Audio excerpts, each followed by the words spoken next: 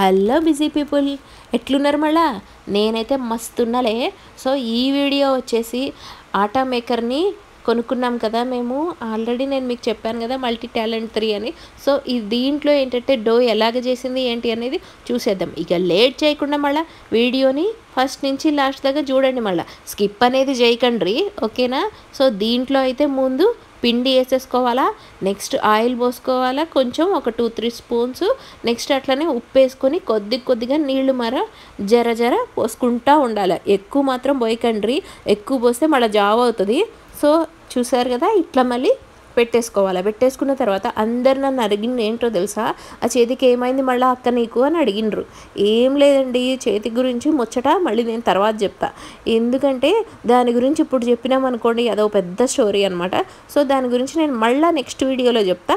సరే, ఈ వీడియో అయితే ఫస్ట్ నుంచి లాస్ట్ దాకా చూడండి, స్కిప్ అనేది చేయకండి. స్కిప్ అనేది చేస్తే మేము ఎట్లా పిండి తయారు చేసినాం అనేది మీకు ఎరకవదు, ఓకేనా?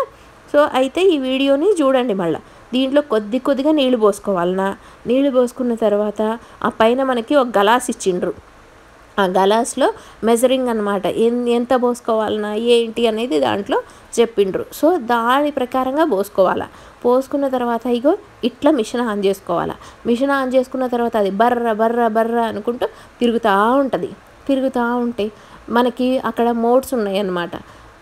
Medium, level 1, level 2, level 3. So మనకి ఎందులో కావాలనంట అందులో పెట్టుకొని తిప్పుకోవాలి.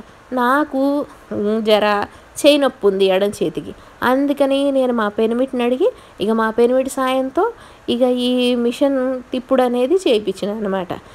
ఏంటంటే భలే సూపర్గా అయిందండి ఈ డో మేకర్ అనేది. మీరు కూడా ఈ వీడియో చూసిన తర్వాత వెంటనే పోయి అమెజాన్లో మీ పెనిమిటిని సతాయించైనా కానీ వెంటనే ఇది అనేది అయితే కొనేసుకోండి. మళ్ళీ మనకి టైం అనేది చాలా ఇంపార్టెంట్ కాబట్టి మనం టైంని బాగా యూజ్ చేసుకోవాలన్న కాబట్టి మనం ఈ మిషన్ అనేది అందరిళ్ళల్లో ఉంచుకోవడం అనేది మంచిది. మా వారి సాయంతో నేను ఇట్లా చేసిన అనమాట. చాలా బాగా అయితే వచ్చింది. మళ్ళీ పిండి అనేది మనం చేత్తో కలుపుకుంటే ఎట్లొస్తుందో సేమ్ అట్టగే వచ్చింది. అట్లాగే చాలా చపాతీలు కూడా చాలా టేస్టీగా వచ్చినాయి. మళ్ళీ నేను అనుకున్న చపాతీలు ఏమైనా గట్టిగా అయితే ఏమో, మళ్ళీ చేత్తో కలుపుకున్న దానికి దీనికి ఏమైనా తేడా వస్తుందేమో అని అనుకున్నా. ఏంలా మస్తుగా వచ్చినాయి చపాతీలు అయితే, బాగా బొంగినాయి, పూరీలు బొంగినట్టుగా బొంగినాయి. మేము దాని మీద కొద్దిగా బటర్ వేసుకున్నాం అనమాట. అట్లాగే ఈ పిండిలో ఎవరన్నా బటర్ అన్నా వేసుకొని కలుపుకోవచ్చు, మళ్ళీ నెయ్యి అయినా వేసుకోవచ్చు, నూనె అయినా వేసుకోవచ్చు.